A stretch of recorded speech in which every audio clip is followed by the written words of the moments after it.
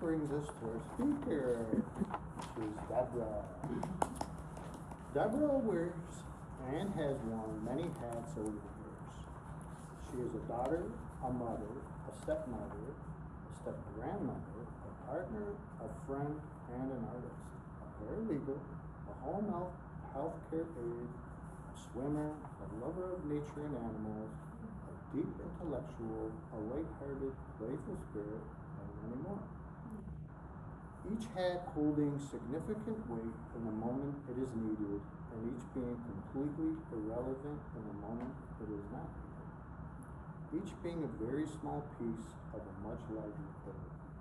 At the end of the day, the strongest message she can give the world is, I am here, and offer space for others to embrace themselves in the same way. Please give a nice hand for Deb. Okay, thank you. All right.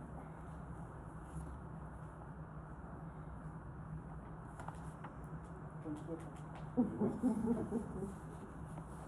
All right, as we move through the season of Easter and spring, a time that symbolizes resurrection and renewal, we are invited to do more than simply reflect.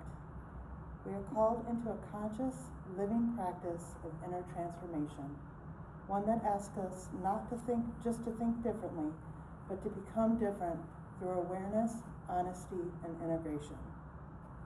Those of you who know me or have heard me speak before know that one of my most important journeys in my life has been learning how to become whole within myself. I want to be clear, this is something I've not mastered. Things that I'm sharing with you today are the very things I'm still learning, still practicing, still moving through in real time. This living work, it's a living work, not a finished work. Because the truth is, we all carry parts of ourselves that we've silenced, hidden, or judged. Parts tied to past versions of who we were, versions we like to believe we've outgrown or overcome. We carry inner conflicts that we've tried to defeat, emotions that we've pushed away, vulnerabilities that have left us feeling exposed to pain and suffering. In many ways, these parts of us have been crucified, shamed, rejected, or suppressed, whether by others or by our own inner voice. But the story does not end at crucifixion. Just as there was death on a cross, there was also a resurrection. Just as the winter gives way to spring, what has been buried is meant to be risen. Parts of you that you have hidden or rejected are not meant to stay in the dark. They are meant to be seen, understood, reclaimed, and ultimately integrated. This is the path back to wholeness. This is how we move into unity, into oneness, into what the world, many would call Christ consciousness, a state of awareness where nothing within us or outside of us is excluded from love. This isn't about fixing yourself. It's about taking responsibility for yourself. It's about choosing to meet every part of who you are with compassion, with honesty, and with courage, so that harmony can be restored within you and not forced from the outside. Because what you experience in the world is not separate from you. The judgment, rejection, and suppression you witness externally often reflects what remains unresolved internally. As many spiritual teachers have stated in different ways, if we want to change the world, we have to begin within. We have to bring ourselves into alignment before we can expect to see harmony reflected back to us. There is a concept often discussed by spiritual teacher Teal Swan called fragmentation. It's the idea that as we grow, we encounter experiences that overwhelm us, and in order to cope, we divide it within ourselves. We develop parts that protect us and parts that are vulnerable. For example, imagine a child who needed care but didn't receive it consistently. One part of her may learn to become fiercely independent as a way to stay safe, while another part, the one that still longs for comfort and support, gets pushed aside. Over time, that protective part becomes her identity. while the vulnerable part is buried, but it doesn't disappear. It becomes a shadow, quietly influencing her choices, her relationships, and her emotional world in ways she might not consciously understand. This is where misalignment begins. Because when parts of us are denied, they don't stop existing. They simply express themselves in indirect ways. They show up in our triggers, our patterns, in the moments where our reactions feel bigger than the situation itself. They're asking to be seen.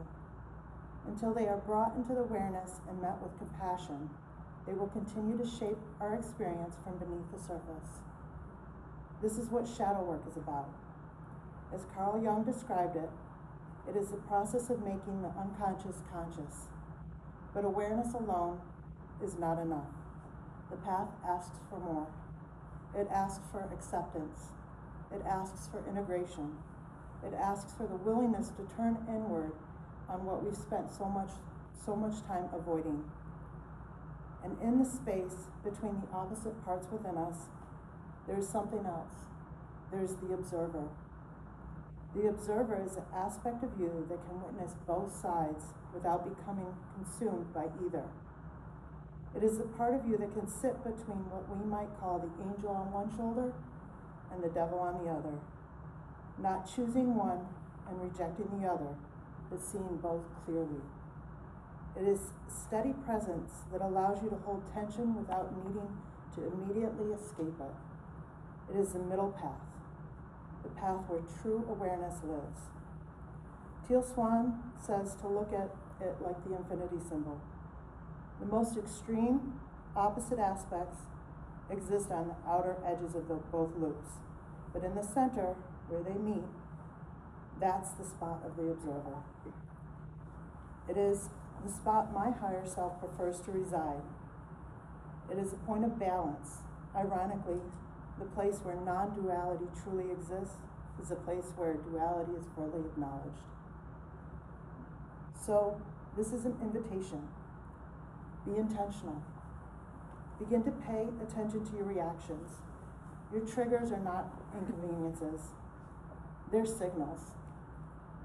Where do you feel like you're too much, too emotional, too sensitive, too powerful, too needy?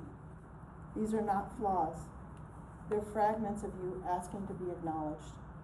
Instead of rejecting them, turn towards them. Sit with them. Listen, not to fix, not to judge, not to analyze, but simply to understand. Offer your presence where there once was abandonment. Offer compassion where there once was criticism. Begin to build a relationship with the parts of you you pushed away. Reclaim what you have exiled. Because resurrection is not just a story, it's a decision. It is the moment you choose to believe that no part of yourself is unworthy of love, awareness, and integration. This is the work of becoming whole. Many of you have probably heard the Cherokee story of the two wolves. The idea that within each of us there is a battle between two opposing forces, two wolves. One representing anger, fear, and ego, and the other representing love, peace, and compassion.